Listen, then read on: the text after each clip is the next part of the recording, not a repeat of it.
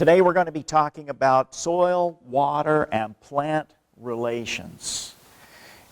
Most people will think about soils in one concept.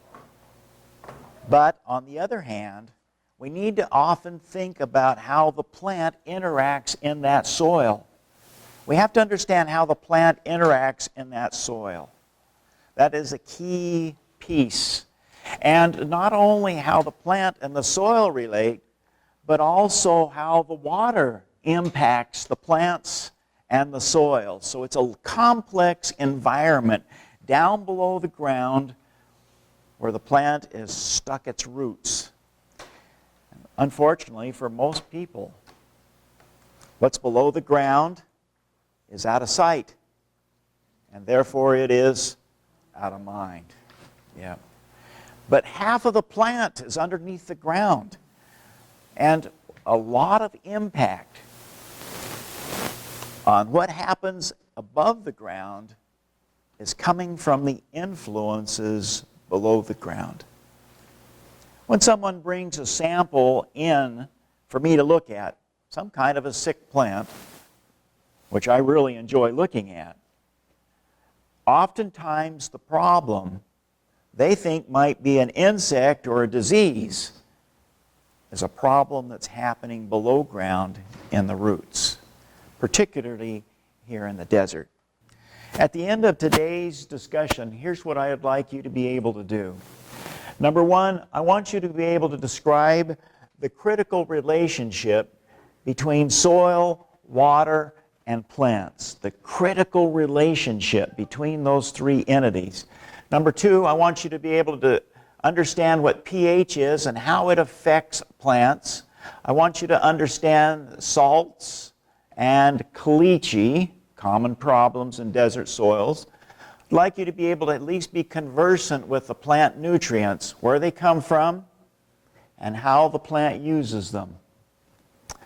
I'd like you to be able to describe the role of organic matter and how that impacts the soil microflora.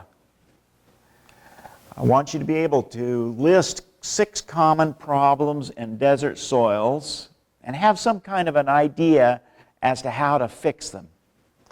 And then I would like you to learn to use the concepts today to solve plant problems in your yard. Hopefully, you'll be able to develop a plan to improve the soil health and where you're trying to grow plants. I know that sounds like a lot of stuff and it's a big challenge, but I think the pieces will start folding together. I would like you to watch as we talk about the scientific principles that govern soils and gardening and landscaping in the soils with the practical applications. If I give you a scientific principle and do not give you a practical application, I want you to raise your hand and ask me about that. Call me on it. Let's start off looking at the 6 common problems of desert soils. We see these problems all the time. And if someone is going to garden successfully in the desert, they have to be able to identify and solve these problems. We're going to talk about compaction. We're going to talk about pH, salinity, and sodium as a special problem. Caliche, everybody's heard that word. Let's find out exactly what it is and how we solve it. And then, if we have time, we're going to spend a little bit of time with nitrogen, fertility, and maybe some of the other soil nutrients. What happens when there's too much and what happens when there's not enough. Big challenges that we face. So first of all, let's start off with some of the basic principles that govern soils and soil management. You'll recall that there are certain key requirements that plants have to have. We talk about plant support, the ability of that plant to stand up and do its things, to remain anchored in the soil. Number 2 is water. It absolutely has to have water or it's going to die. It needs sunlight to be able to photosynthesize, create food materials that they can use to run their biological processes. That requires nutrients, the building blocks, to help build new tissues and to maintain the plant as it works its way through its biological processes. And finally, it needs air. Not only air around the leaves, but it also needs air around the roots. That is a common concept that is not well understood. So my question to you is, which of these requirements is not provided by the soil? Sunlight.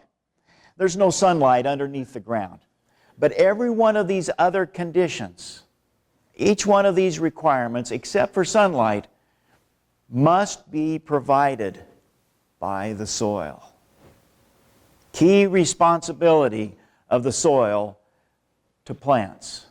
And plants have a key responsibility back to the soil to use what they require efficiently and effectively.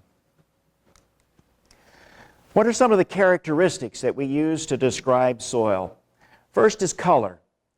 In many parts of the country, the color of the soil tells them a lot about what that soil has as far as characteristics and ability to support plant life. In the eastern seaboard of the United States, a yellow soil means one thing, a gray soil means another, and a red soil may mean something entirely different. Here in southern Arizona, because of the way our soils have been constructed, almost all of our soils are a nondescript gray, tan, or maybe brown. Now you go to other parts of the state, there are places up on the Colorado River Plateau that have red soils, but we don't have those down here. It's a little bit different. So we don't really worry too much about the color here in southern Arizona. But these other characteristics are critical. The texture of the soil is absolutely essential. We've got to understand texture. And we're going to spend a little bit of time this morning talking about how to determine soil texture. I want each one of you to have the skills necessary to go into any yard and determine soil texture. It is so important because there are so many functions in the garden that are dependent on soil texture.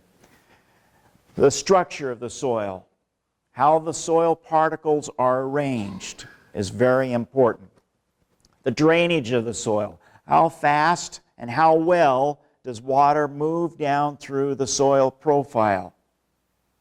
Absolutely key characteristic of soil. The depth of the soil is also important.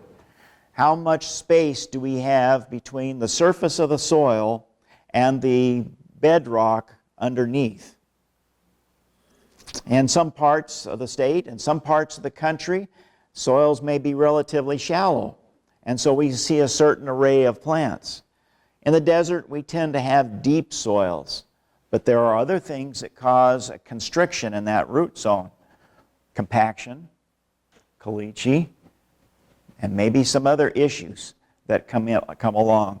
So the depth that plant has to be able to, that it has to extend its roots into the ground is absolutely essential.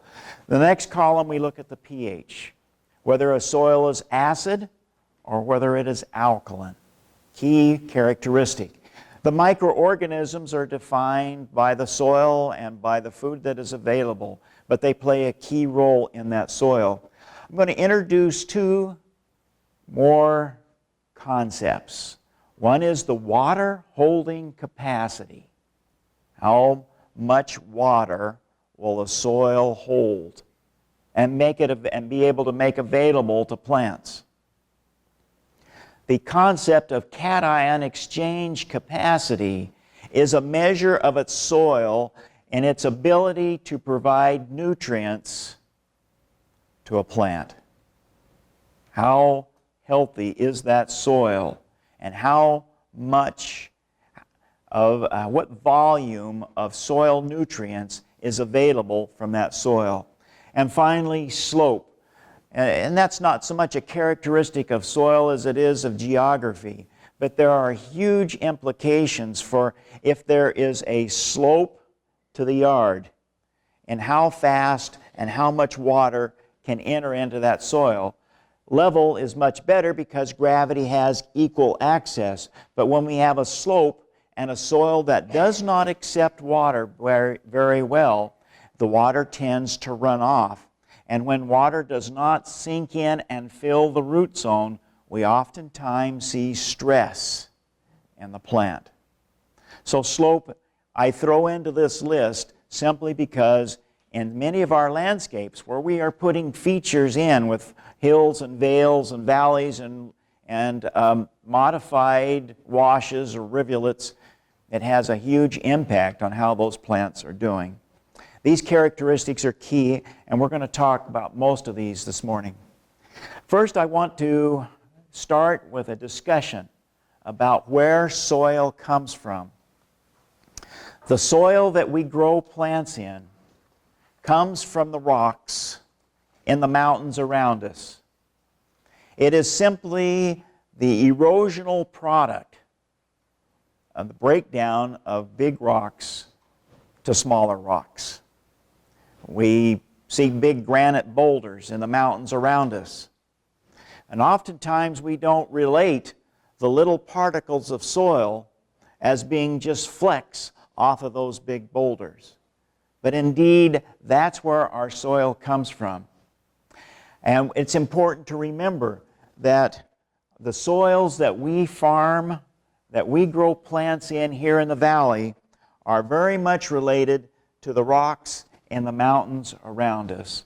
We'll try to explain that just a little bit more here as we move forward. I would like to also call your attention in this slide to the fact that there are level valley floors in between the mountain ranges. This is where the little pieces of rock that come off of these mountains end up down in here, laying on top of each other, filling up those deep valley crevices. How is soil made? Soil made simply is a simple product of erosion. So each of these erosional forces aid in the creation of soil, the breakdown of large rocks to little rocks, and eventually to soil particles given the size that can raise and support the growth of plants. In southern Arizona, only glaciers have not had a big role. It's a little bit in Flagstaff up around the San Francisco peaks. But during the ice ages, the periods of glaciation, they really didn't expand this far down into the southern part of the state. So most of our soils are a function of wind, rain, heating and cooling, and the effects of vegetation. Anyone who has ever seen a crevice in a rock with a tree growing out of that crevice or roots going down into that crack, we understand that vegetation can have a huge impact. As they put those roots down in and as they expand in size, it forces more and more those rocks apart until they either fracture or they shove apart and allow more plants to get in. And over time, that kind of an effect will have a big impact in the breakdown of large rocks. I need to talk a little bit now about the basin and range geological process, the province that the geologist calls the basin and range. Not too much, but enough to understand that it has a huge impact on the creation of soils here in the desert. I need to just call your attention to the concept of plate tectonics. That means that the central part of the earth is made up of fluid melted rocks and minerals. On top of that fluid, liquid core sits a hard chunk of ground that has solidified, and we are able to walk on it. It's solid, but the further we go down, the warmer it gets and the more liquid it gets. And so these plates float on the liquid that is underneath. They just kind of float like ships on it. The world's solid mass is not all one contiguous piece of rock. There are cracks ever so often that define the edges of the plates. And those plates, floating as they are, will move depending upon various forces. They'll either be moving together, crashing into each other, or they'll be pulling apart. And this push-pull effect then has a huge impact on the southern deserts in the areas where we live. There have been, the geologists say, numerous crashing together, and there has been numerous incidents of them pulling apart. And every time we crash together or pull apart, it has an impact on the rocks that are here in this area. I like to use the analogy of dominoes laid flat on the table. Make them nice and neat in layers, representing sedimentary rocks that have been laid down, or even igneous rocks from volcanoes flowing out onto the surface of the ground in layers. If we line those dominoes up side by side, or in a nice, natural, even, regular arrangement, and then take our hands and push from either side, gentle pressure, just pushing on those dominoes, eventually the pressure is going to cause those dominoes to pop up. And they'll come down and rest in the strangest angles. Some will be a cantilever sticking up with one end in the air and the other end down. Sometimes they may tilt over on their sides. Sometimes they may flip over. But they are never again in that same arrangement. When we are pushing two plates together, eventually something is going to give. And the soil and the rocks are going to pop up. Same thing happens when we are pulling apart. If we pull the dominoes apart slowly, eventually those dominoes that are piled on top are going to collapse in, leaving the same kind of arrangement. I want you to envision that the mountains around us were formed in that exact same process. The mountains that we see most often have been popped up, or they have been pulled apart and they've dropped down. And so we end up with high mountains and deep valleys. And then the process of erosion takes place. And the rocks start breaking down, and the smaller the particles, the different kinds of arrangements. For example, if we have a windstorm, we've seen a lot of that lately, picks up the dust, carries it someplace else. I think half of Yuma County has ended up in Pinal County in the last year because of all the dust that has been blowing through. All right, so we'll have a windstorm and we'll pick up the light weight soil particles and deposit them down in these deep valleys. So I will have a layer of dust. And I might next have a big rainstorm that will pick up sand or gravel or even boulders, cobblestones, and wash them down into this valley. And that happens time after time after time. The key take-home message from this discussion is that vertically, the soils can be quite variable. I can have a sand layer sitting on top of a clay layer, sitting on top of a gravel layer, sitting on top of a clay layer. As I go down through the vertical profile of the soil, I can have great variability, and that has a huge impact on the health of plants. But not only vertically, I can have great variability horizontally. In one yard, I may have a clay soil, and right over the fence in the neighbor's yard, an old sand wash might have been there. And he could have, or she could have, a lot of sand in their soil. So I cannot draw general conclusions in the basin areas of southern Arizona because of the variability. I cannot count on me doing an analysis in one part of the city and expecting it to be the same someplace else in the city. We need to be able to determine the type of soil that we have in that given location, because it can affect the plants. Key symptom that often comes in: two neighbors side by side plant the same tree from the same nursery in the exact same way, water it and fertilize it exactly the same. One tree will grow big and look really good.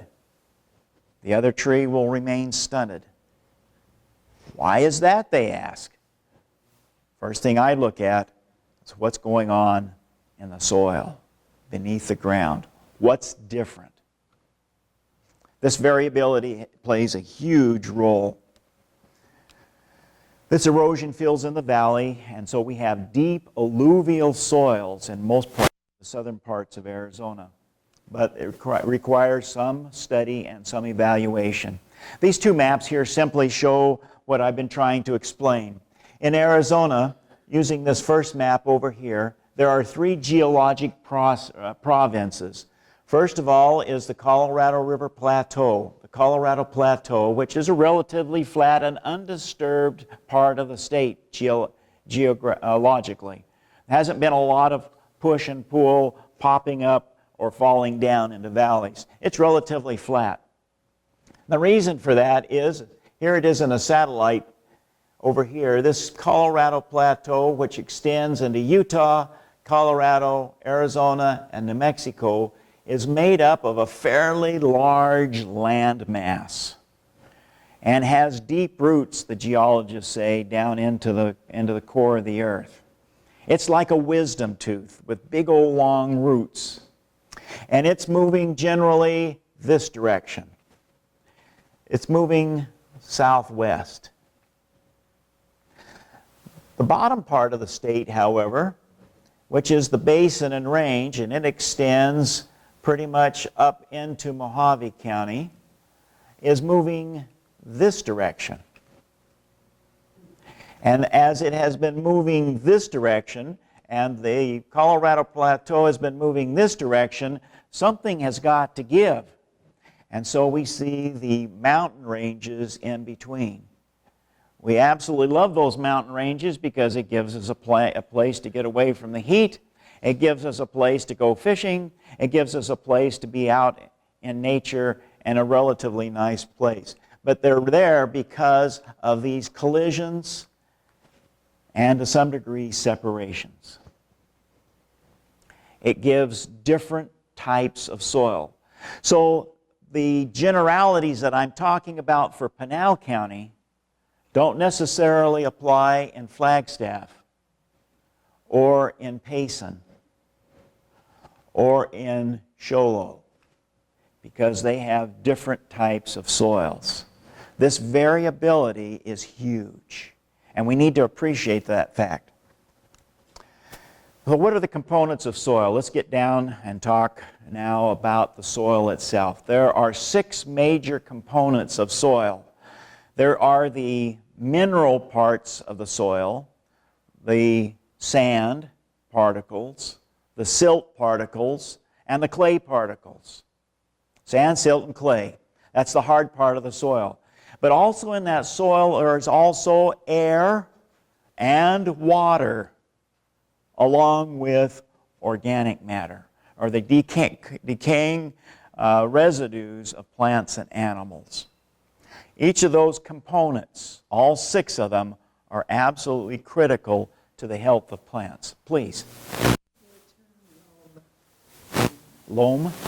Loam, we're going to talk about in just a minute, but is simply a type of soil that is a mixture of sand and clay. Let me show you a more visual demonstration of what that means and introduce this concept of soil.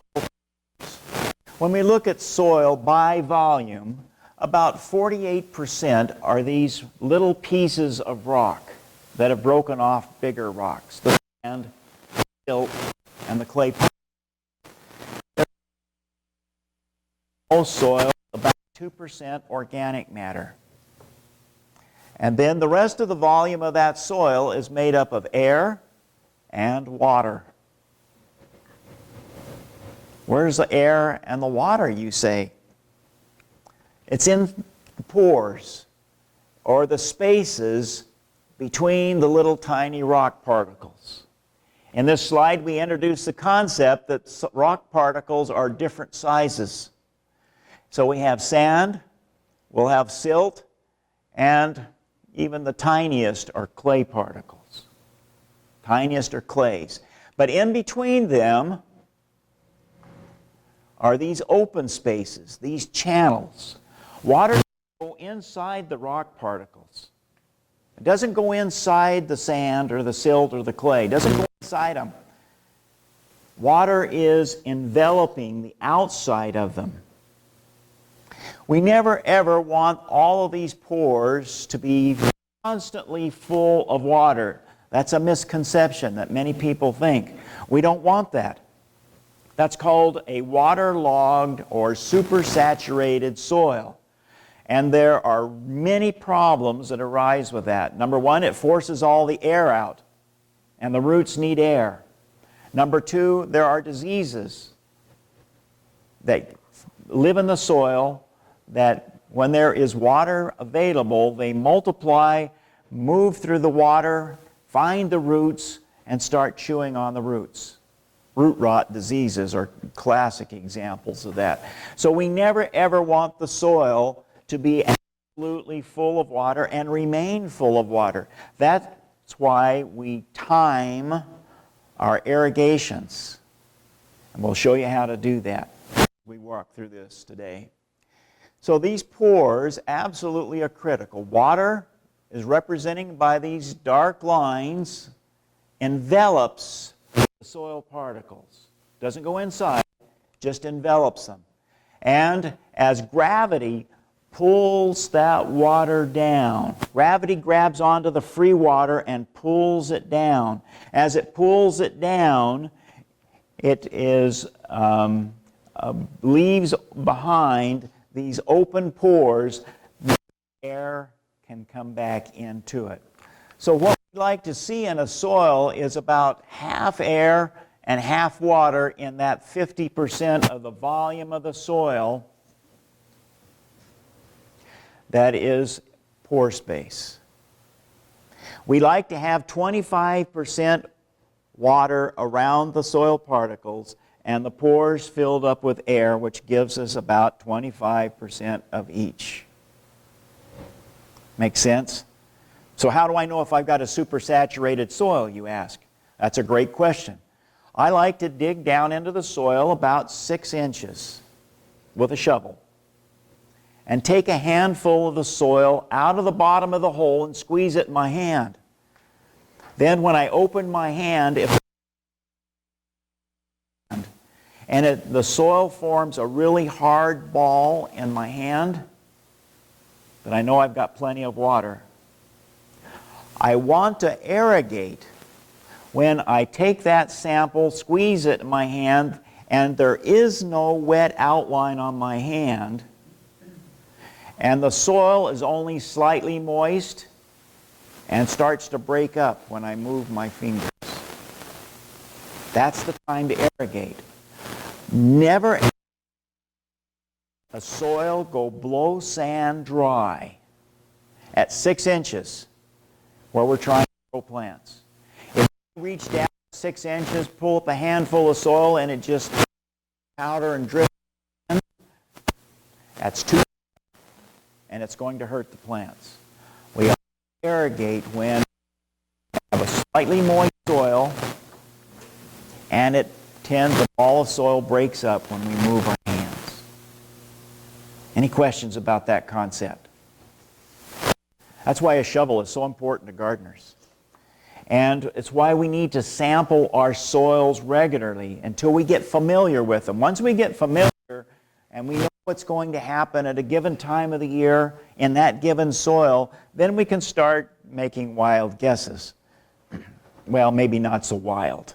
Maybe we can just start estimating what that soil is going to be like, because we've done it often enough that we are familiar. But unfortunately, there are people who just make wild guesses and then wonder why their trees start turning brown, or the leaves start dying, or their leaves start turning brown around the edges. And there usually is a reason for that. Another piece of this that I would like to bring into this, besides the pore space, is the structure of the soil. We're going to talk a little bit more about that in just a minute. But I just want you to envision that if I were driving my truck across that soil, what would happen to those soil particles? They get compacted. So imagine those soil particles getting compacted down and these pore spaces getting smaller and smaller and smaller, to the point where it's hard to get water and air into the soil. There are places where that happens. Underneath, places where the dog always likes to run its line, where people walk on the ground or drive their vehicles, can cause compaction in the soil, can cause these soil particles to be pressed down and form what we would call a compaction layer. It's a serious issue. A little bit more on the soil, just another graphic visualization that sand is bigger than the silt particles, and the silt particles are bigger than the clay particles. The concept of the pore space in between these sand, silt, and clay particles, the fact that organic matter is in the soil and water at the same time. Let's talk a little bit more now about soil texture. Soil texture is simply a measure of the sand, silt, and clay particles in a soil. If I have a soil that's mostly sand, I'm going to call it a sandy soil. If I have a soil that's mostly clay, I'm going to call it a clay soil.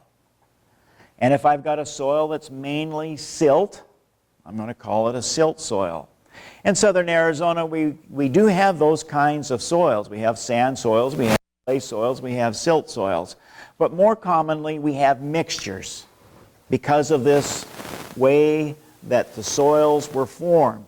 Because sometimes with a turbulent wash running down, it's mixing the clay and the silt and the sand together.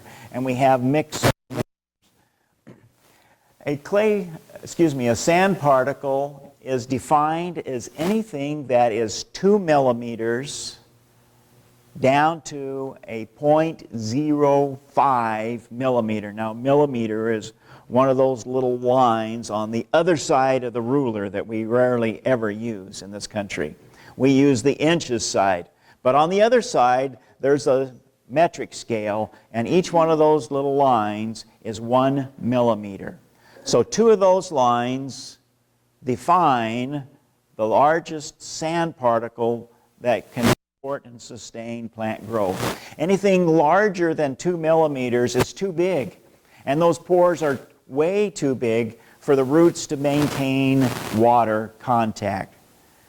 We call those gravel soils, and they don't grow very good. We use gravel mulch so that weeds won't pop their way through that.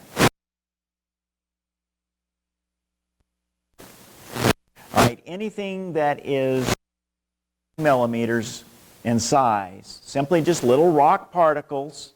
Anything less than 2 millimeters is what we would classify as a clay particle is anything that's less than 0.002 millimeters. Don't bother trying to find an individual clay particle. They are microscopic. You'd have to have a microscope to find them. A silt particle is intermediate between those two. Sand, silt, and clay are defined by their relative size. How do we figure out that? Well, there are several ways of doing that. We can go through and do some testing that would help us to determine the soil particles. The key element here is that we are not going to be worried about organic matter. Organic matter has nothing to do with soil texture. It is solely on the amount of sand, silt, and clay. I want to introduce here this concept of a different type of structure for clay particles over sand and silt.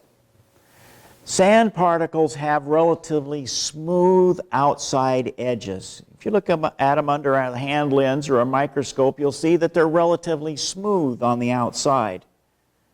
But a clay particle has all kinds of indentations and pieces that stick out into the pores. And the more protuberances and indentations, the greater the surface area. And the greater the surface area, the greater the ability to hold water and to hold the minerals that are what plants would look for nutrients, plant nutrients.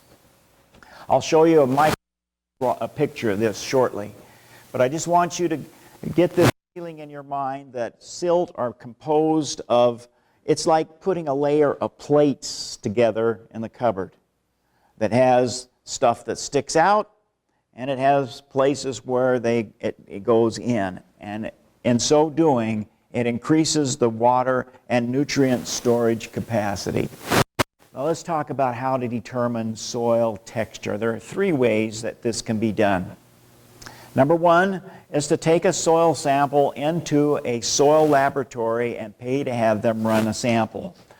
We take the sample again at 6 inches. Why 6 inches, you say?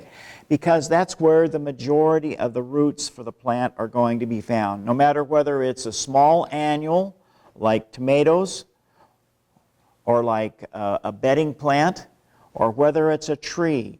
Tree roots will go down at least 3 feet into the ground and sometimes deeper. But the vast majority of the roots are in the top 12 inches. So by digging down 6 inches into the soil, I am right in the middle of where most of the roots are found. I'm sampling the root zone at 6 inches. I go down to 6 inches, take a cup of soil out of a hole, put it into a paper bag, go cover that up, go to another place underneath the tree or the area that I'm going to be, dig another hole, do the same thing, then do another hole, so I'm sampling the entire area, enough to fill a paper bag, a lunch bag, about half full, 3/4 full, take it into the laboratory, they run it through, they grind it up, and then they get rid of all the aggregates, all the particles, and then they run it through a series of screens of a given diameter, dimension. So the first thing they will take out will be the clay, then they'll take out the silt, and everything that's left behind is going to be sand. And then they will weigh those different sections, and they will calculate a percentage, and then they will use that in a soil triangle to determine what the name of that soil is. It's very effective and very precise. Most people don't want to go through that level and just as soon not pay to get a sample done. I understand that. I'm kind of a cheap John kind of a person myself. I would prefer to do what I can by myself. All right, the next way we can do that is the jar test. The jar test. And we do that by I like to use a quart jar. I like a quart jar because it's easier to see and it's easier to handle. Absolutely have to have a good tight lid. The lid has to be tight, or sometimes things start leaking out. I once did this test for a lady in her parlor on top of her expensive cashmere rug. She watched me like a hawk, and I passed the test because I had a good tight lid on it. But sometimes when I get just a little bit careless, I have a mess to clean up. So I'm going to fill the jar about half full of soil. And then on top of that, I'm going to fill up the jar to the shoulder of the jar with water. I never fill it all the way full because I got to have some sloshing mechanisms in here. Now it's dropped down, the water level has dropped down from the shoulder probably for two reasons. One, it filled up the pores in the soil. And number two, I may have some evaporation that's going on. But in essence, what we do is that I'm going to let everybody have a look at that while I use my plastic jar with a tight lid to demonstrate the process of doing that. Once I have the water and the soil in there, I shake it up. Just shake it up.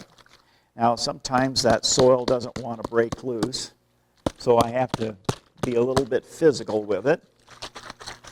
But I shake it up until everything is in solution. Everything is in solution.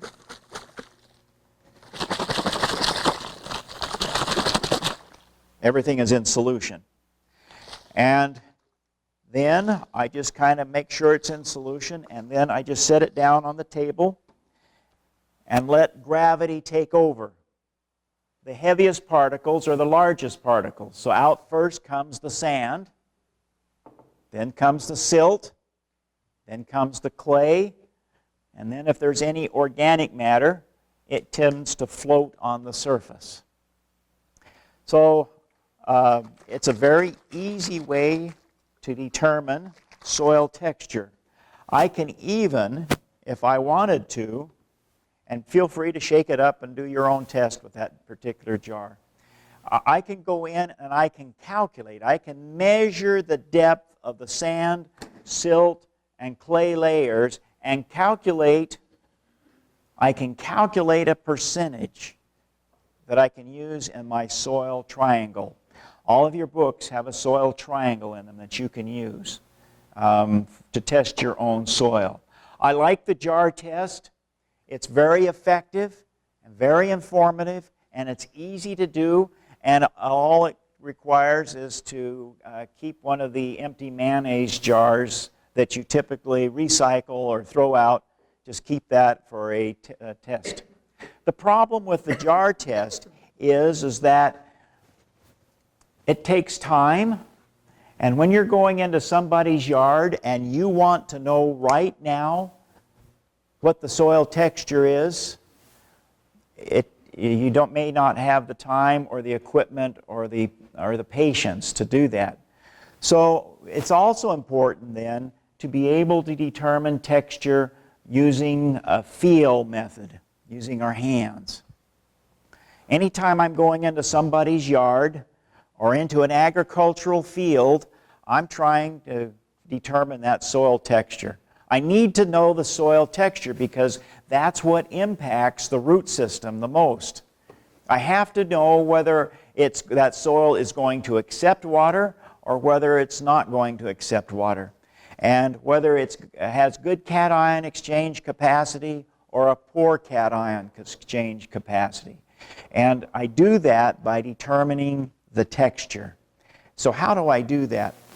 The first thing I do is that I try to get down to 6 inches, but sometimes in somebody's yard that's hard to do. They don't really want you digging down 6 inches. So sometimes I just have to reach down on the surface.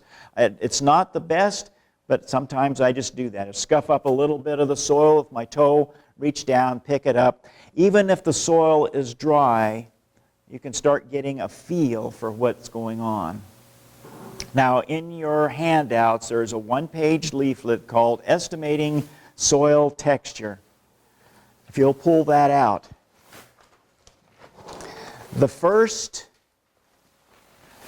page describes a lot of what I'm talking about. But the back page is what I want you to look at. On the back page, there should be a triangle. And along the base of the triangle, it asks you whether or not the soil sample is smooth or gritty.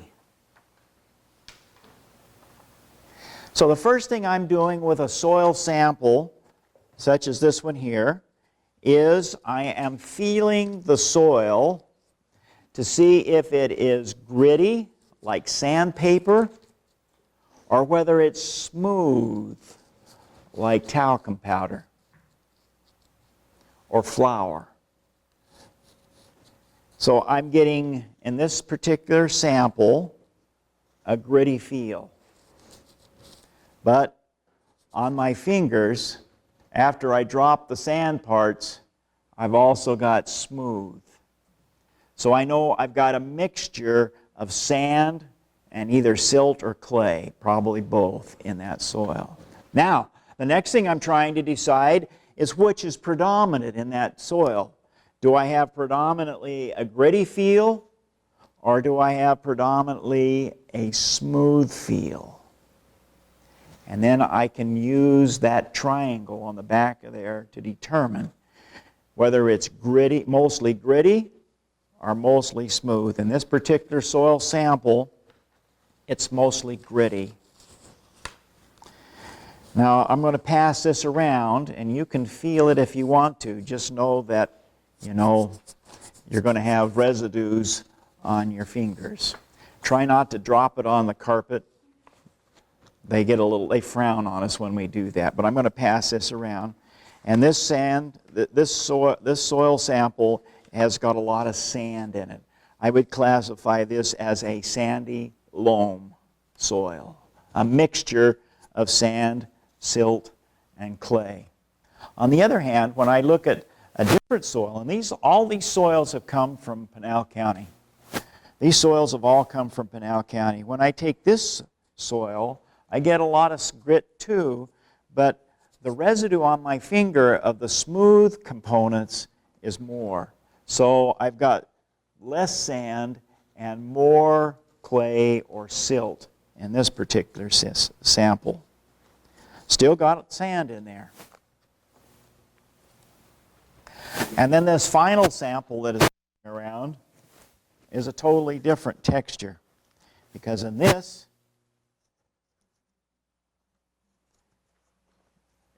it's predominantly smooth. Still got some sand in there, gritty feel, but it's predominantly smooth.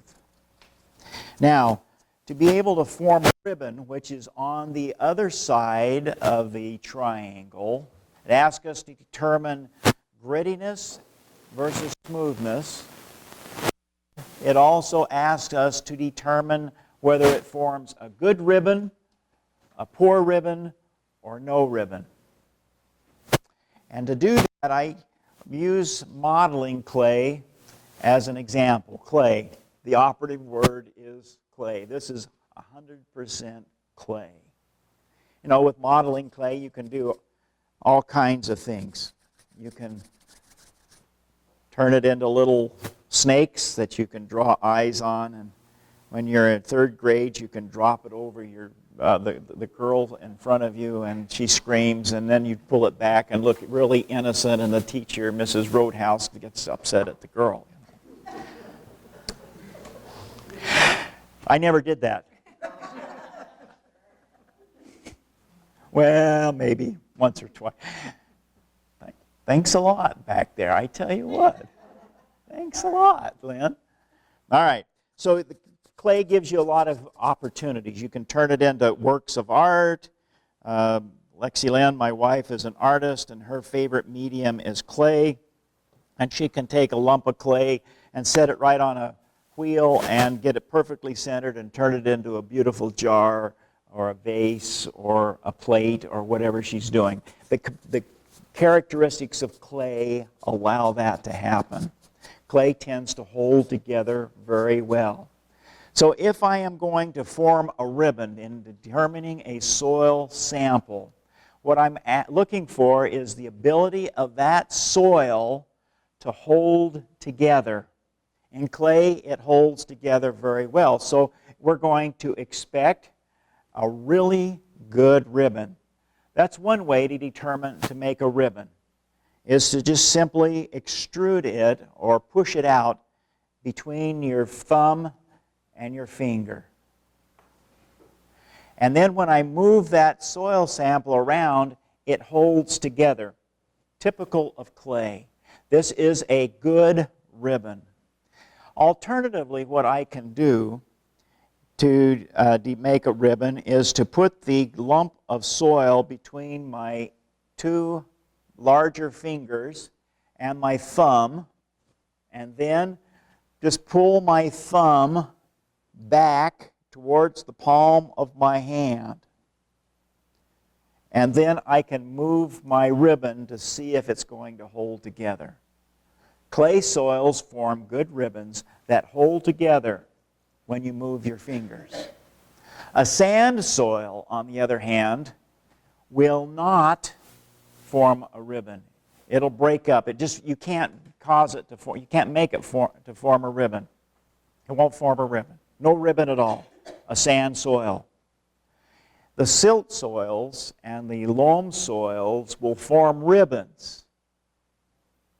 But when you start moving your fingers, they break up and fall apart. Good ribbon, no ribbon, medium ribbon. All right, so now you've got the information you need to decide what that name of that soil is. And so as you have a soil sample that is smooth and forms a good ribbon, then I know I'm going to have a lot of clay in that soil. It's either a clay soil or a clay loam soil. On the other hand, if I have a soil sample that does not form a good ribbon, forms a bad ribbon or no ribbon at all, it's going to have a lot of sand in there. So it's going to be a sandy soil or a sandy loam soil, depending upon how much I determine in there. In between, I might have a silt loam or a sandy silt loam.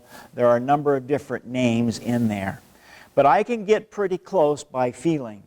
It does require, in order to make a ribbon, I have to have a moist soil. So the soils that you're feeling as they're coming around, you will not be able to make.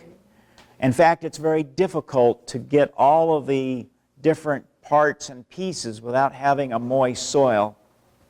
But I couldn't bring water in here and have us start making mud pies, and it just wouldn't have worked in here. But I want you to understand that when you do the testing of your own soils, it's good to have a soil that is slightly moist, not sloppy wet, but slightly moist so that it will form a ball in your hand. Sand soils don't form very good balls. Clay soils form very good. Any questions about determining soil texture? Please. I just have a question. So if you've got a really sandy soil, which at my house is sandy to gritty, Yes.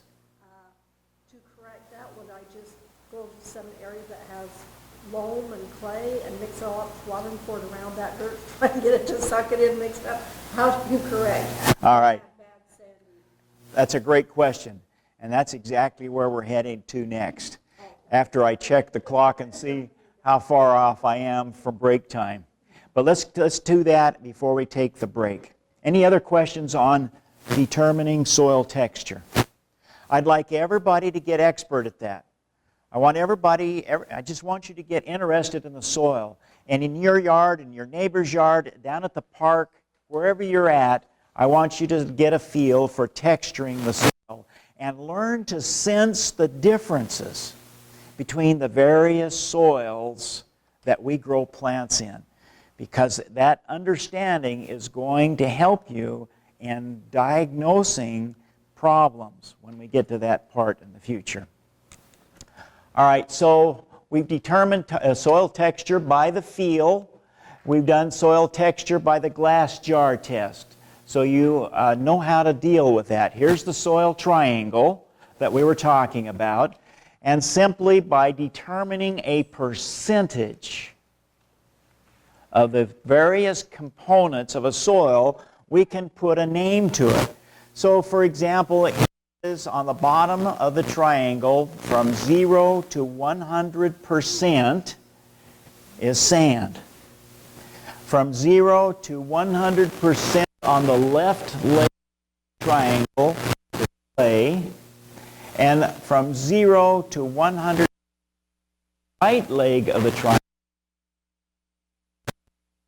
So if I have a soil that is 90% sand and 10% clay, I follow those two lines down, and where they meet,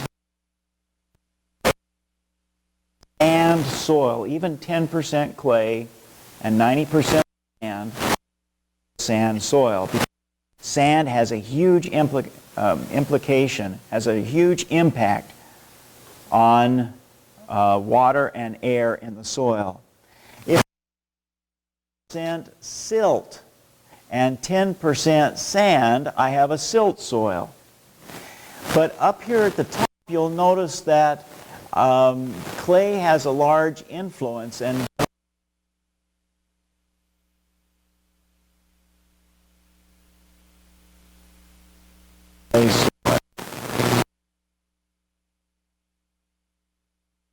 mixture here in the middle. I have a clay loam. Here is a loam, which is about even Steven between sand, silt, and clay. So here's, if I follow this line of 40% sand and 40% clay, and let's see, now I got to work out my math here. Everything's got to add up to 100. So let's say I have 60% silt and 40% sand. I am searching for that, and in the middle of that line, I am a silt loam soil. If I have, let's say, 30% clay intersecting with, say, 30% silt intersecting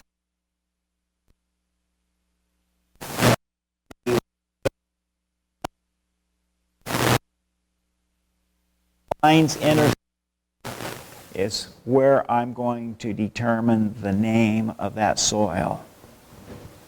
Works very well. But I don't use this. Yes, please. So basically, to have a place like 100% clay, or in that big. Yes, if I have 100% clay, I got a clay soil. Right, but that would not be a very good soil. No. Because Well, it doesn't have the area. yes and no. If we know how to manage the various soil textures, we can grow good crops. There are cotton growers who are growing good cotton on 100% sand. And there are cotton growers who grow good cotton on 90% clay in Pinal County. They just know how to manage the soil. So do they amend the soil, introduce something else? Well, they're always trying to work in organic matter. When they grow a crop, they're always working the residue back into the soil. I didn't mention it before, but in Arizona, southern part of Arizona, unless we are amending the soil with organic matter, the percentage of soil is somewhere lower than 1%. We said an average soil would be 2%. That would be something like Wisconsin or Georgia or South Carolina. But in Arizona, in the southern part of the state, where we have very little organic matter, and the microorganisms do such a good job that we may have some soils that will have less than 0.1% organic matter. Huge implications. And these farmers are always trying to add organic matter. They know that it's going to take them 5 to 10 years to get a new soil up to good productivity because they have to get enough organic matter into that soil that they have good water and cation holding capacity. Interesting enough. So if we know the texture that we have, there are techniques that we can use to grow good gardens and landscapes. But we can't treat a clay soil like a sand soil. And we can't treat a sand soil like a clay soil. We have to be able to know all of the soils and what we need to do to make them successful. Please. Well, so on your chart, you used the term loam, which she had asked about earlier. Uh-huh. And to me, I'm reading that it means it's a mix, but then yet you have that one spot in the middle where it just says loam, so I'm just a little confused. Yes. Thank you. The question is that what is a loam soil? We say it's a mixture, but how do we end up with a soil that is just a loam soil? And the answer to that is that it comes close to having equal amounts of the three different textures. So we have let's say 40% sand and 40% silt, and 20% clay. Adds up to 100%. Where those lines intersect, it gives us a loam soil. Does that kind of answer the question? All right. Let's come back to, let's talk about why texture is important. Texture is important for all of these reasons. Number one, it determines the amount of water and fertilizer needed for good plant nutrition. I need to irrigate sandy soils more frequently than I do clay soils. It affects the drainage of that soil, and it affects the aeration of that soil. How much air is in that soil? Affects the water holding capacity and the cation exchange capacity, which we're going to talk about here in just a minute. And it is very difficult to change the soil texture, which was the question.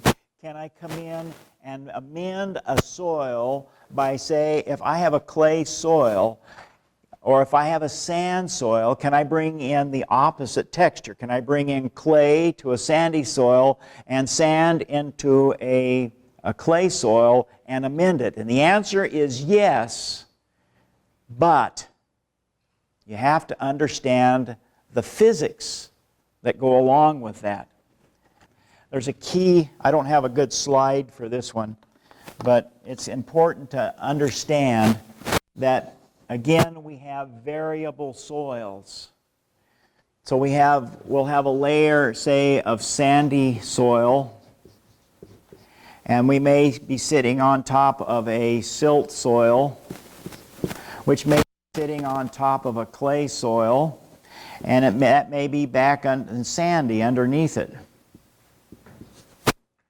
And let's say this is a 10-inch, just to make it easy, 10 inches in the sandy layer, and 10 inches in a silt layer, and 10 inches in a clay layer, and 10 inches below that. We'll just say they're in bands of 10 inches.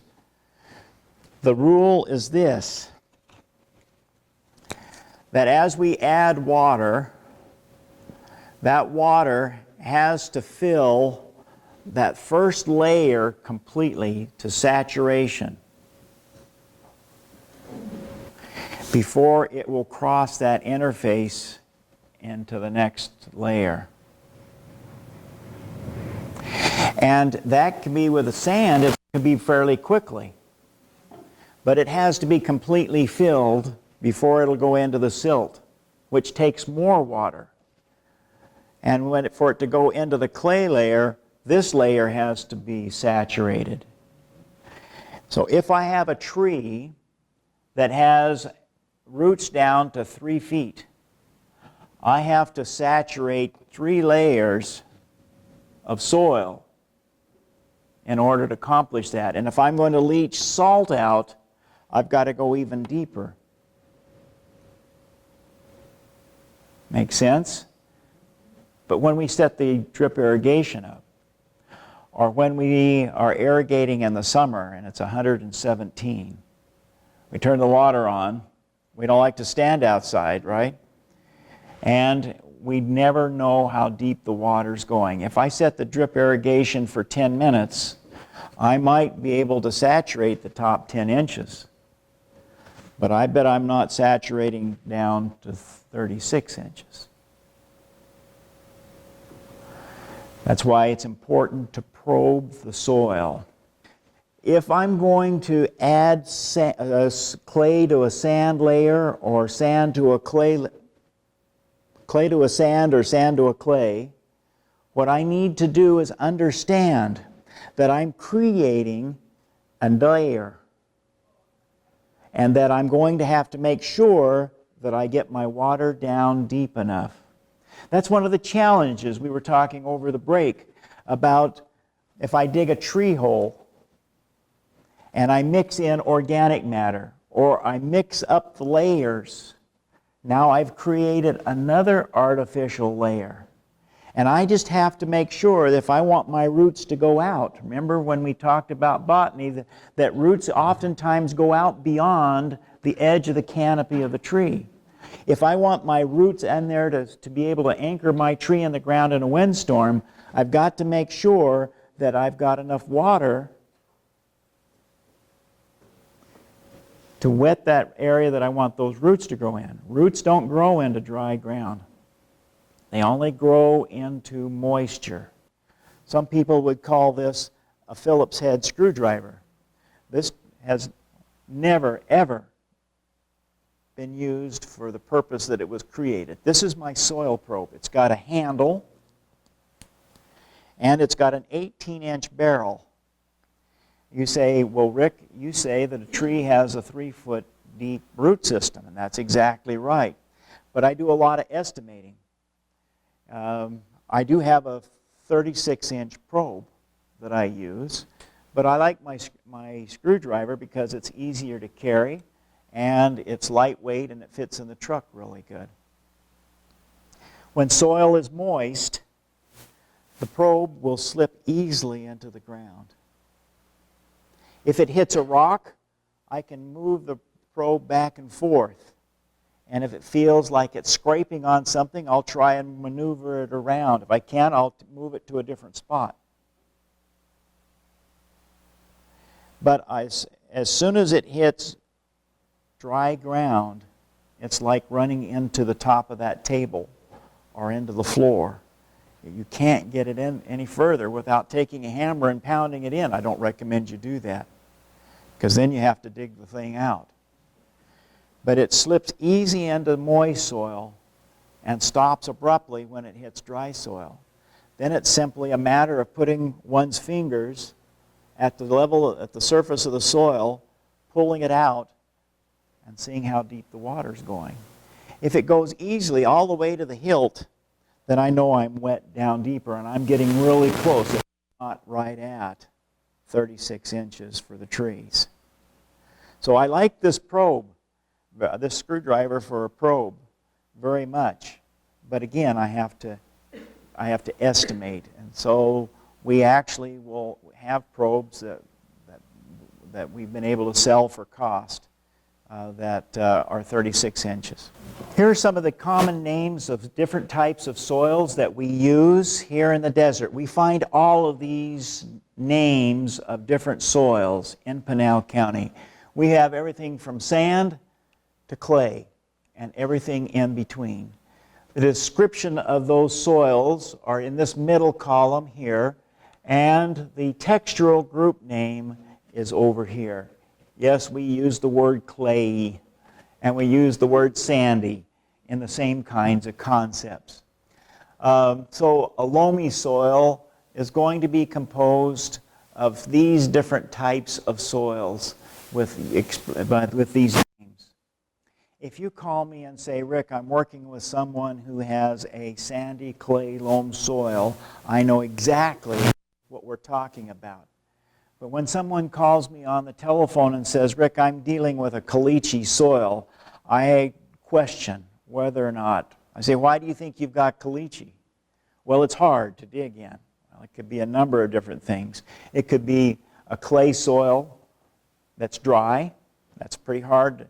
It could be a soil that is compacted. It could be a soil that is low in organic matter. Or it could actually be caliche, which is calcium carbonate, lime. And so it's important to have the right name with the right soil. Why is this important, you say? Well, we have to understand that in a sandy soil, water will, because of the large pore spaces between the particles, gravity can pull that water down fairly quickly. And so the water pattern, the wetted pattern, goes deeper than it does wide. If I put on a drip emitter here in a sand soil, it's going to be from 1/2 of a foot to 3 feet wide. It's going to be longer than it is wider. On the other hand, if I have a clay soil, the particles are so small and the channels between it are so tight that it takes a long time for water to seep into that soil. In fact, gravity has a hard time pulling it down faster than what it tends to move to the side. We call that side movement of water capillary action. It's like a soda straw. If I put a soda straw in a glass of water, because the water tends to hold together as a molecule, it moves up that straw to a level that's above the level of liquid in the glass. Same kind of thing is happening in a clay soil, and actually in all of these soils, but it happens more in a clay soil. The capillary action is pushing the water to the sides almost as fast or maybe faster than the water is being pulled down by gravity. So I have a wider wetted pattern here in clay. It takes more water to fill that root zone down to the base and a lot more time than it does in sand. The benefit here is that I may be able to get by with fewer emitters in a drip system to wet a clay soil than what it would take to get a wet soil in a sandy soil. Make sense? Mm-hmm. Has greater water holding capacity, and because it has more capacity, it takes longer for that water to fill that soil. That's correct. That's correct. But most people set their timers for 10 minutes or 15 minutes, irrespective of the texture. And that leads to problems that you're already beginning to envision. So here's those pictures of a clay particle that I was promising you. This is a microscope, an electron microscope, by the way. And the mitochondria that are in your cells would be bigger than this clay particle. This is a particle here. This is a particle here. Here's one here. Another one down here. There's a separate one over here. There's one, and there's one. They are so small that you can't see them with your naked eye. And look at the space between those pores. They're tight together. It takes a long time for water to work its way between those pores. Here's that plate structure that I was telling you about, where we have indentations and parts that stick out. And because we have this part sticking out and these indentations, there is more surface area exposed to water and to air. So even though the particles are smaller and the pores are tighter together, there is actually more storage space in a clay soil than there is in a sand soil. So for that reason, we have to understand the differences between a clay soil and a sand soil. And and how water moves through that soil. Again, it's important to know the texture of our soils. So as we look at this platey structure, this plate-like structure, and the way that those pores are tight together, it's important for us to understand that we need to manage clays different from sand soils, which leads us to the most difficult concept that you will face in this entire course. Specific surface area. A specific surface area concept simply is a measure of the surface area in a given soil, the storage capacity in that soil. If I take a gram, 1 gram of sand, and that's not very much, and weigh it out and then moisten it and determine the surface area, basically I will have about 1/10 of a square meter. A square meter is approximately 3 feet by 3 feet. A little bit different because it's metric, but it's approximately that. So 1/10 of that area. That's a lot of area that's exposed to the air that can accept water and nutrients. It's a lot of area. But when I look at a gram of silt, I could have almost the full meter, square meter, surface area exposed in that little bit of soil.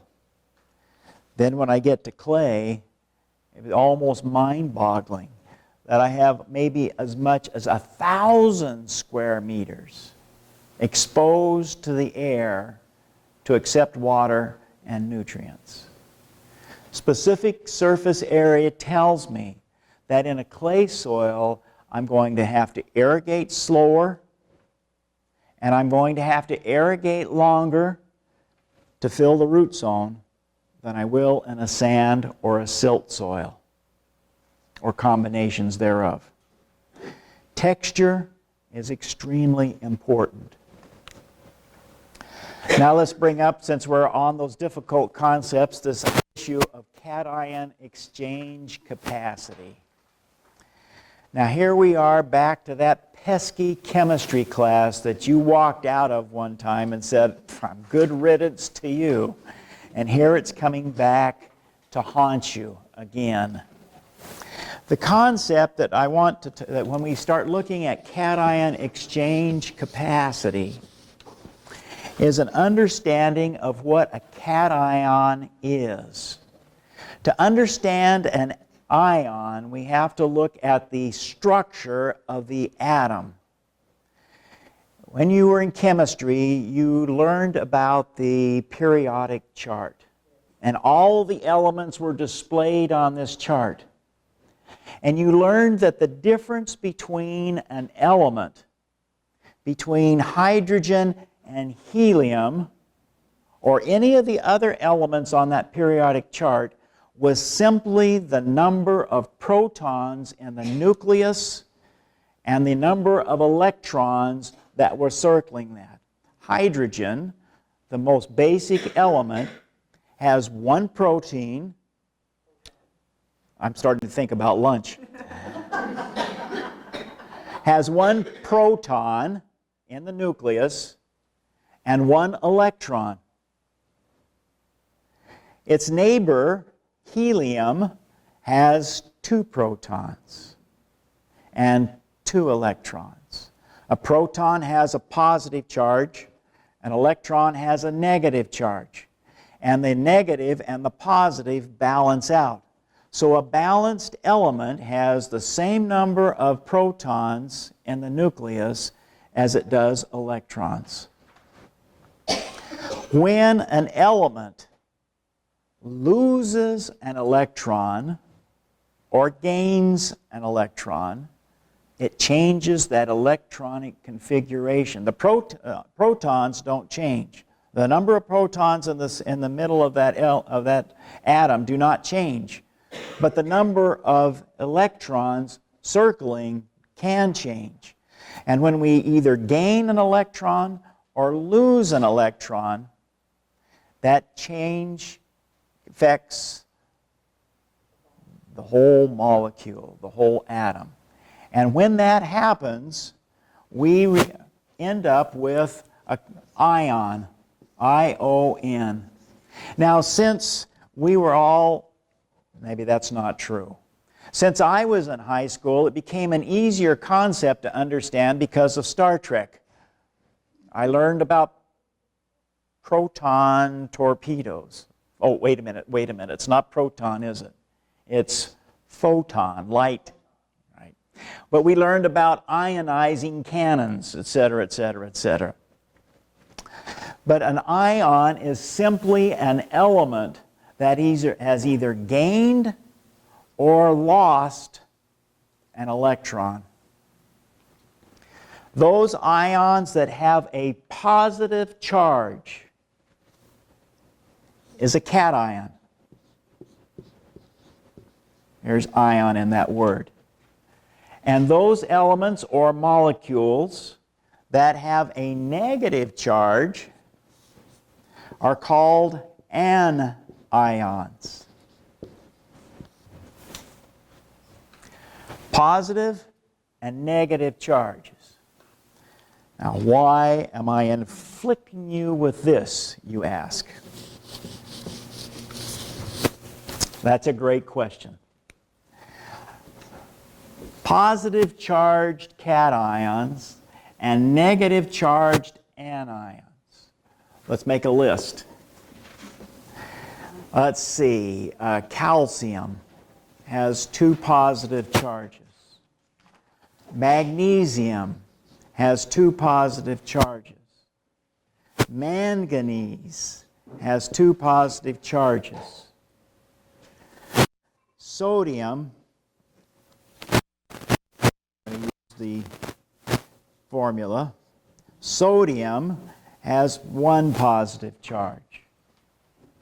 On the negative side is nitrate.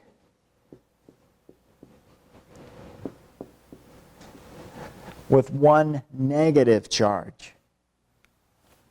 Nitrate is the cake and ice cream of the plant world. They would much prefer to pick up nitrate than any of the other forms of nitrogen. They will pick up ammonium, which has a positive charge, and they will pick up nitrite, but they don't like that. It's the liver and onions of the plant world. They would much prefer to have nitrate, medicinal cake and ice cream, of course. They would much prefer to have nitrate, but it has a negative charge. With me so far? Questions? All right, so now it becomes important to look at the soil particles again.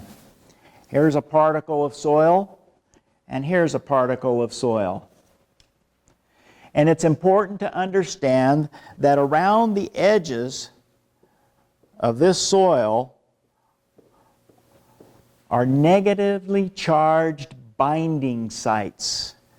Binding sites.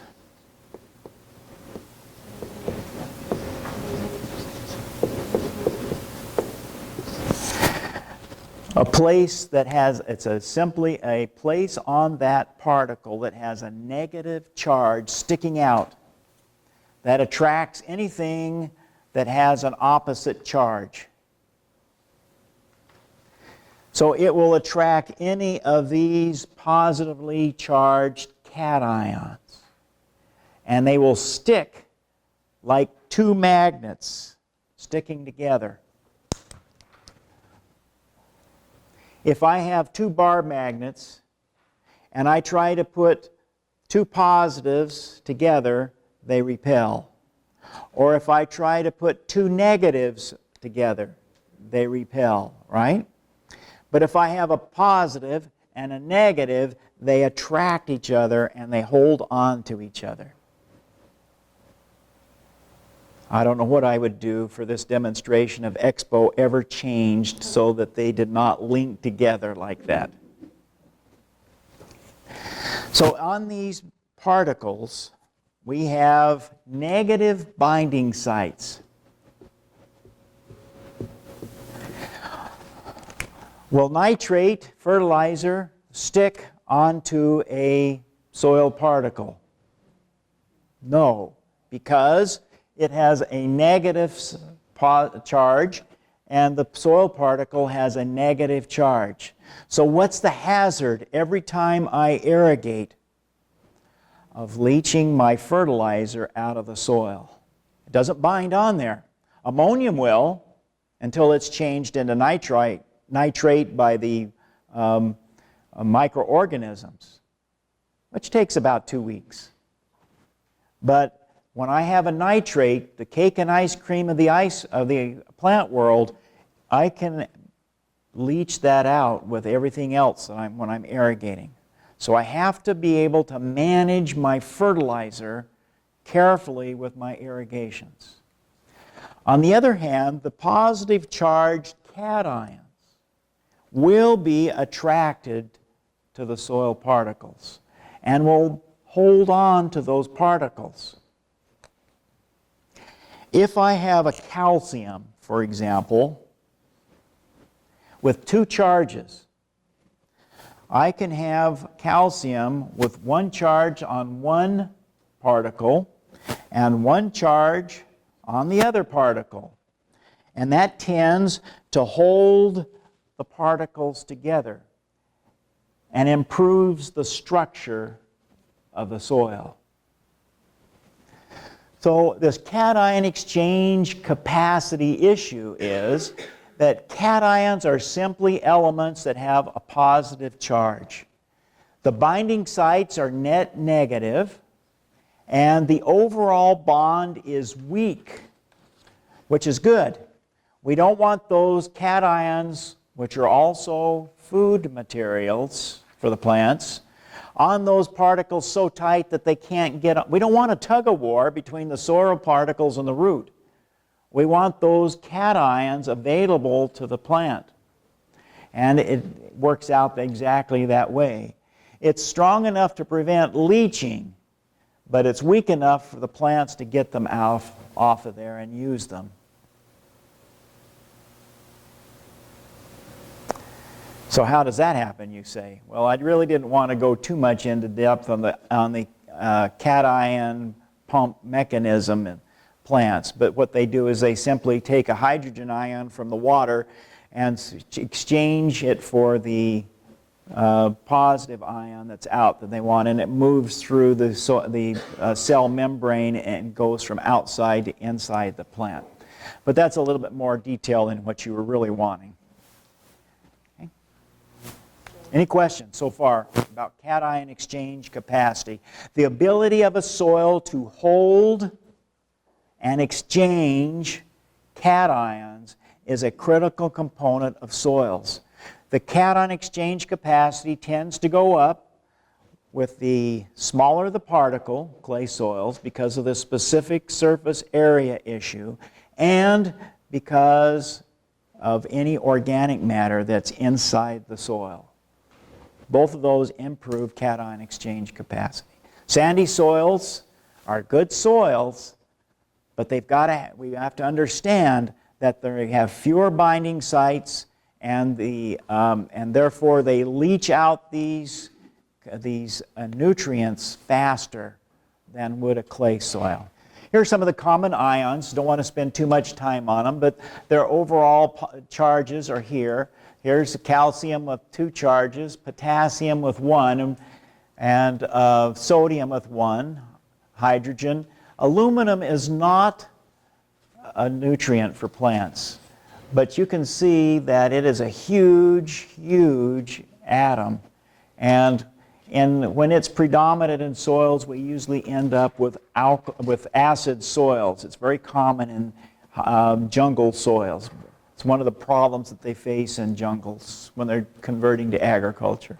Over on the negative side, the anion side, we have nitrate, phosphate, sulfate, and chloride. Each of these nutrients can leach pretty effectively, except for phosphate. It tends to because it's so large, It doesn't move with the water very much. There's other factors affecting it. Soil structure is simply a measure of how those soil particles are put together.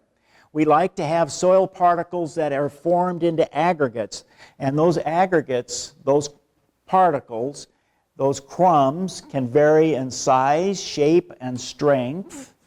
They are promoted by organic matter because organic matter tends to glue the particles together. And it can be promoted by the calcium and other cations for this electronic attraction that we just talked about. It is easily destroyed by tillage, shoveling, or rototilling. A wet soil will destroy the soil structure and make it a hard, compacted mess to try and grow anything in. And it will also be affected by foot traffic or vehicular traffic. It is a measure of movement of air, water, and roots of that soil. The more compacted a soil is, the harder it is to get air, water, and roots to grow move into that soil. Structure can be improved by aeration, shoveling, or tilling, or even poking holes underneath a tree will aerate the soil. It can be improved by adding amendments. We've talked about that during this class, adding sand, silt, or clay, or organic matter, or inorganic matter. But again, we've got this concept of layers. And if we're going to do that, we have to understand we're creating an artificial layer, and we're going to have to manage that soil from that standpoint. Soil compaction, then, is simply where those soil particles are crammed together, and it can happen under a children's swing set, or it can happen on a road in the desert, or it can simply be where the dog runs every time he's chasing the garbage man from one side of the yard to the next. We solve it by aerating the soil, tilling the soil at the correct moisture level, which adds air into the soil. We've talked a lot about organic matter. On this slide, I want you to highlight less than 0.1% is pretty typical in the desert. Other parts of the country, there may be 20% organic matter in those soils. But in the desert, we are usually less than 2% and usually less than 1% and sometimes less than 0.1%. But it's a very energy-rich material. It's broken down by these microorganisms that we've been talking about, and humus is a very valuable component of soils. And again, farmers have learned that they should not ever let those soils go fallow. Never let the field go without growing something and turning something back into the soil for more than 1 year. Otherwise, we start losing the yield capacity for a given soil. So if you've got a vegetable garden, you need to be feeding that soil organic matter regularly to keep the condition of the soil productive and able to accept water and air. This slide simply says that when I add organic matter and I work it into a warm soil that is well drained, it's got plenty of oxygen, that the process of decomposition is going to go faster than when I have something else, when I've got a cold soil or when I have a soil that is not well aerated. Every time I till the soil, I'm speeding up the decomposition process, which is a good thing.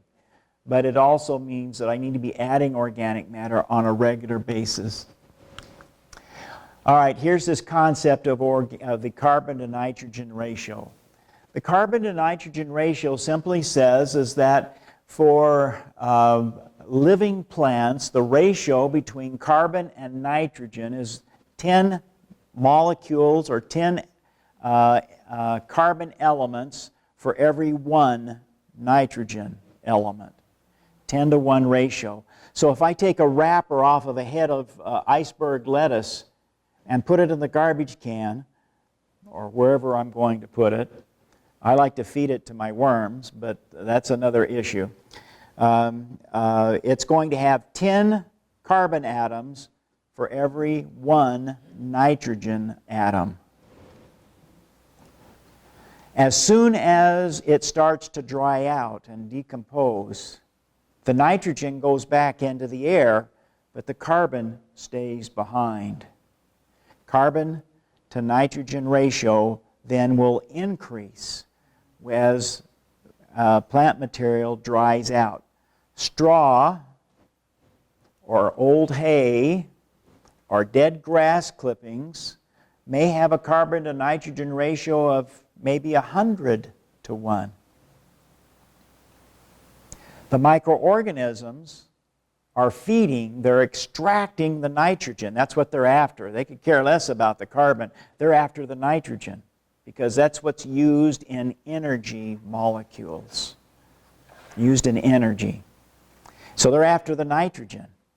If I add straw to the garden, I need to add extra nitrogen to feed the microorganisms for them to break down that straw in the ground. So the higher the carbon to nitrogen ratio, cardboard, newsprint, old hay, straw, dead plant material, I need to remember that I may need to feed those microorganisms with something that has a higher nitrogen ratio, whether it's wet plant material or whether it's blood meal or whether it's fish emulsion or whether it's ammonium sulfate. I need to be thinking about those microorganisms. Organics with carbon to nitrogen ratios greater than about 10-to-1 require additional nitrogen. The benefits of organic matter are many. They improves tilth, improves water holding capacity, improves nutrient holding capacity, and it itself is a source of nutrients as well as a food source for the microorganisms. Now, what are some of the problems that could occur because of using organic matter in the soil? We've already talked about this layer effect. When we add compost to a planting hole around a tree, we change the content of that layer and we create a pot in the soil effect.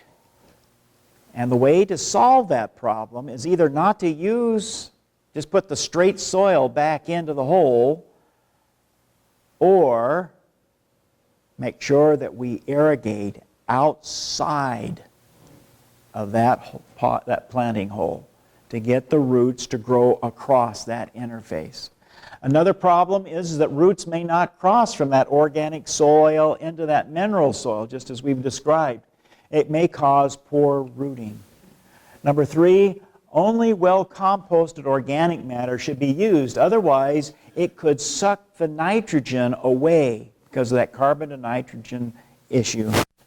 And if over-irrigated, organic matter may stay too wet, may just be like a sponge that holds the water and keeps the soil too wet, leading to either conditions where there is no air or very little air, or lending itself to a condition where the soil pathogens might have an effect. Organic matter can actually suck moisture away from your root ball. Rapid decomposition of organic matter in moist, warm environments leads to loss of matter, trees leaning, and buffer capacity and the pH affected. So how do we know if drainage is good enough? Dig a hole, fill it full of water, observe the rate of drainage, and anything over 2 inches per hour is pretty good.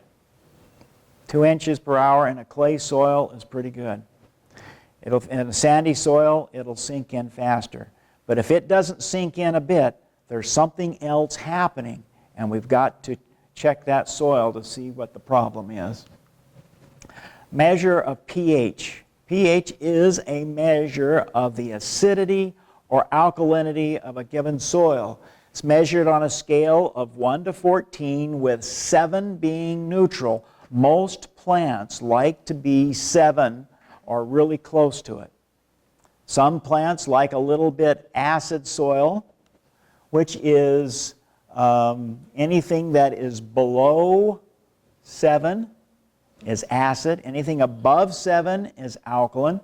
Some plants, like roses, prefer a slightly acid soil, 6.5. So we add soil sulfur or organic matter to around these rose bushes to help put in acid materials that will help lower the pH.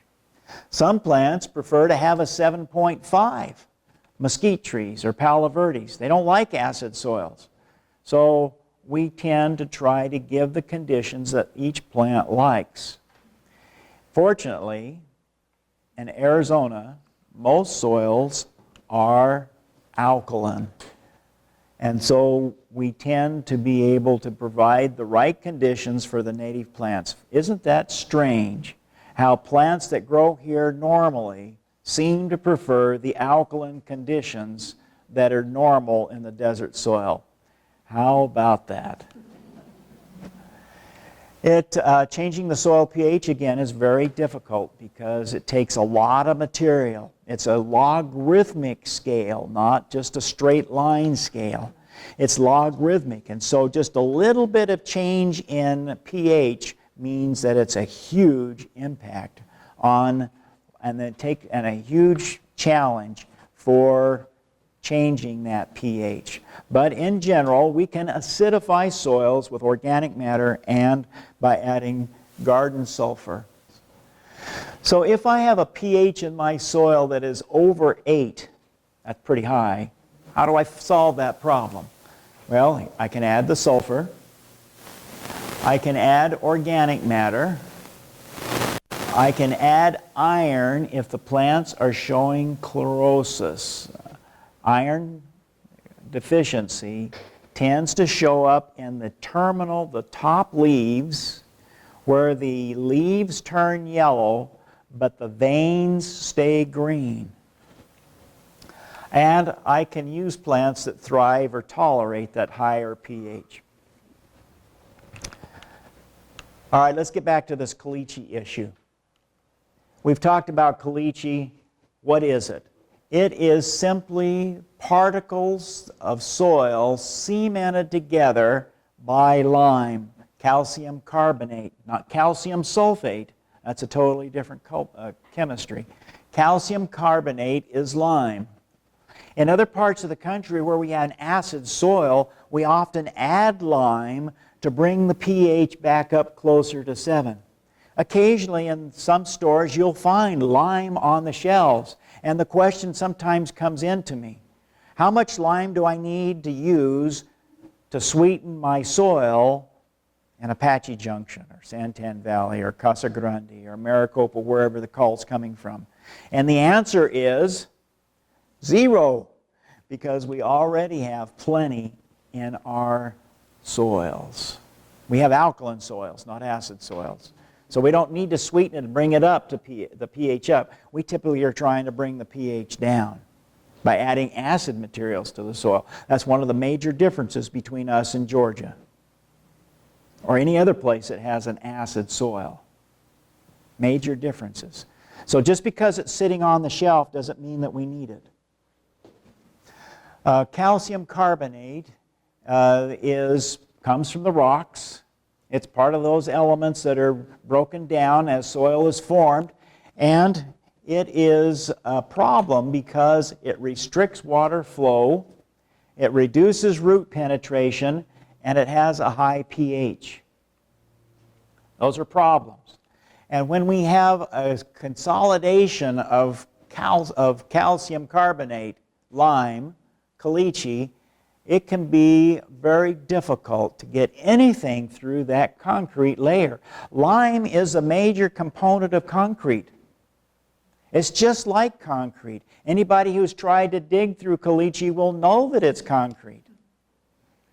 Yeah. Sometimes you have to moisten it several times, dig it out, and moisten it again. It's very difficult to dig a hole through caliche. Caliche can be found in thick layers like this. It can be found in thin layers. And it can be found in lenses that are horizontal discs. And it can be found in little crumbs in the soil. It will, in the presence of an acid, fizz. Just like the same reaction that takes place on a battery terminal when we put baking soda on a terminal. In that case, it's a base added to an acid. In the case of putting acid on caliche, it's the other way around. We're putting acid on a base. Same reaction, same fizz. You can do vinegar, but the fizz is not going to be as great. I find that lime juice, it gives a little better fizz, but even still you have to watch for it. The soil scientists use concentrated hydrochloric acid, but I don't like to recommend that because you get that on your skin or on your clothes. All kinds of things happen, and I don't like to recommend that. It says here it's no problem if below 2 feet. Do you feel comfortable with that recommendation? I don't, because if I'm planting a tree on top of that, I have lined up over on the other side, don't have time to go through that today, but a sample that we took in a cotton field, and we found the caliche layer at 6 feet.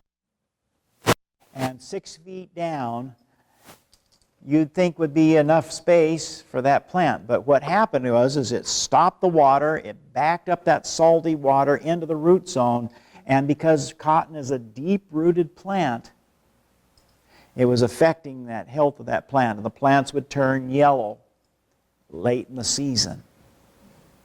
And it was affecting so that far down. So what do we do about caliche? Well, number one, what's that? Well, you can't do anything to prevent it because it's there before. It's a long, slow process. And we could talk about the geology and how they developed over through the thousands and thousands of years. Just to know that we've got it is a big issue. If we've got it and it's in crumbs, we can tend to reclaim that soil by adding acid materials. Compost is really good for solving a caliche problem. I once saw a lady who solved a caliche problem in her yard by just constantly composting and adding these organic, naturally acid materials. We can, if it's in a thin layer, dig it out. We can dig it out and get rid of it. But if it's in a thick layer, we may have to solve the problem. If I've got 3 feet and a tree, 2 feet in a shrub, or 1 foot between the grass, I can solve that problem by digging a chimney down through, not underneath, but to the side, digging a chimney down through that layer into a more porous soil layer, and I can get excess water and excess salts down and out of the root zone. Some of the elements that form ions, we call those salts. They have to have an ion. It has to have a charge to get through the cell wall. All of these are, with the exception of carbonate and sodium, are all plant nutrients. They come from the soil. And because of that, if they're in the soil in sufficient amounts for plant health, then that's a good thing. But when they accumulate for various reasons over a period of time and reach a point where they become toxic, then it becomes a problem. We solve that by, a high concentration of salts can impede water uptake by plants. It can actually suck the water away from the roots. In the same way that my mother used to suck germs and other stuff when she made me put my sore thumb into a cup of salt water. It can also damage root function. It can actually be toxic to the plant. So these salts in the water, absorbed by the roots, up the trunk, out into the leaves. The water evaporates and goes into the air, but the salts stay behind. And as they build up, they're going to reach a point where they become toxic. So tip burn and margin burn around the leaves are common symptoms of too much salt. We try to use good quality water, and we tend to move the excess salts deeper into the soil by leaching, adding extra water to push the salts out and down. If you've ever seen a white ring around a plant after irrigating, you'll know where that outside edge of that wetted pattern was, because that's where salts build up. White. And it's not just a ring. It goes wherever that wetted pattern. So we got to think in terms of a cut. So depending upon the root zone of that particular plant, we want to leach the salts out and below the root zone to the problem. That works for every salt except from sodium. So where do salts come from? They come from the rocks and the soil. They're in the water that we add. They accumulate because we don't irrigate correctly.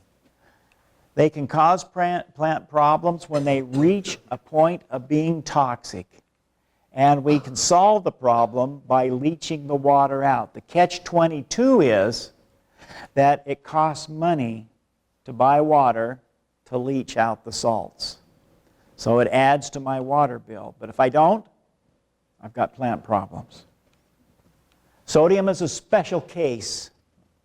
Sodium ions cannot be leached without assistance. They stick onto the soil particles so tight that they can't be washed off.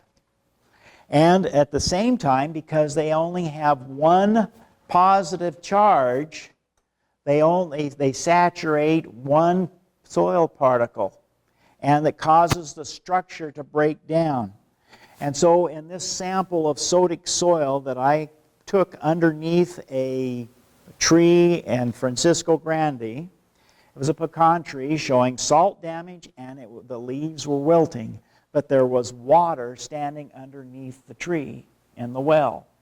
When I put my finger down through the wetted area, it was wet only about 1/4 of an inch down. The sodium in the soil was repelling the water and was sealing it off so that water couldn't sink through, and the water was just evaporating. This is the soil that came out from underneath that tree. As you look at this sample as it comes around, you'll notice that there are no aggregates, there are no crumbs.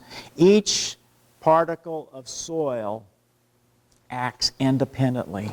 When you shake it up, it's dusty. When you wet the soil, it's sticky. When you walk across a ground that has sodium in it, it will feel like it wants to suck the shoes right off your feet. It is so sticky that when you hold the mud in your hand, you cannot flick it off. It just feels like you had stuck your hand down into a molten metal, and it's holding on to you. You can't hardly even wash it off without some fresh water. Certainly can't get it out of the water underneath that tree. You can tell if you have a sodium problem by a soil test or by looking for those kinds of characteristics. There is a type of a black alkali, sodium, that causes the soil to turn black. It's like somebody had changed the oil from their motor engine onto the ground. But oftentimes you'll find this in places where a motor vehicle never has been. It'll oftentimes be fluffy. You'll walk on it and it'll fluff and it'll boil the dust up. It has a black, oily look. That's, again, a natural phenomenon where we have sodic soils. We solve the sodium problem by adding gypsum, which is calcium sulfate. Calcium sulfate. Most farmers put gypsum on at a rate of about 1 to 2 tons per acre. Here's a sample of agricultural grade gypsum coming around. It is a powder, and you just simply spread it out on the ground. You want it kind of like a desert snowstorm, enough to see, but not enough to ski on. If you really want to get precise, you can calculate out how much you need to put on a particular area by calculating the area and solving an algebraic formula for x. That is, if I'm putting on 2,000 pounds on 43,560 square feet per acre, I have an unknown x that I'm solving for, and I have the area of a circle is pi r squared. If it's a rectangle, it's length times width. And then I can cross multiply and solve for x, and it will give me the exact amount that I need to apply. Or you can follow label directions, whichever you prefer. Deep irrigated, because calcium sulfate is a salt. And if I don't get the wetted pattern down below the roots, I've just added extra salt to my problem. I made the problem worse. I have to get that salt down and out of the root zone. Sulfuric acid can also be used, but I don't recommend it because it's too dangerous to use. Simply, I'm adding extra water to move that sodium down and out of the root area. Very quickly to finish up. These are the common nutrients that a plant uses. Carbon, hydrogen, and oxygen come from the air. Nitrogen, phosphorus, potassium, calcium, magnesium, sulfur are the elements that are used in the most amounts and must be added occasionally to given the plant. Particularly nitrogen is one that we are most commonly short of in our desert soils. The micronutrients, the ones that are used in relatively small amounts, are these here. We rarely need to add these as fertilizers. In fact, in most of our desert soils, broken down from granite, because they're rich, granites are rich in these nutrients, oftentimes the only deficient element that we will have will be nitrogen. Nitrogen is almost always required because it comes from organic matter, not from the rocks. Sources of plant nutrients include the air and the soil. These are the common deficiencies that we typically see in Arizona. And nitrogen deficiencies, iron deficiencies, and zinc deficiencies. Nitrogen deficiencies are often characterized by older leaves turning yellow first, because nitrogen in the plant is mobile. The plant can pull nitrogen out of the older leaves and take it to the newer leaves. Iron is not mobile, so we typically see yellow leaves with green veins in the newest leaves, the leaves at the top of the plant. Zinc is occasionally a problem in some plants, like pecans. And it creates a symptom where there is a tuft of leaves at the tip of the branch with a long bare space underneath it that looks like an inverted broom. We call it a witch's broom because it looks like those Halloween visual aids that we use one time a year. But it's a very common symptom in deficient plants where zinc is a problem. Phosphate, again, has a purplish look, usually in the cooler times of the year. These are the common fertilizers that we use. These are standard commercial fertilizers. These are common organic fertilizers. So blood meal, bone meal, which is high in phosphorus, composted manures, fish emulsions, chicken manures are all high in nitrogen. We just need to remember that there are three numbers on a fertilizer bag: nitrogen, phosphorus, and potassium. The number represents the percentage of that package. It is that fertilizer. So 21% nitrogen, 16% nitrogen, and 45% nitrogen. There's almost twice as much nitrogen in urea as there is in ammonium sulfate.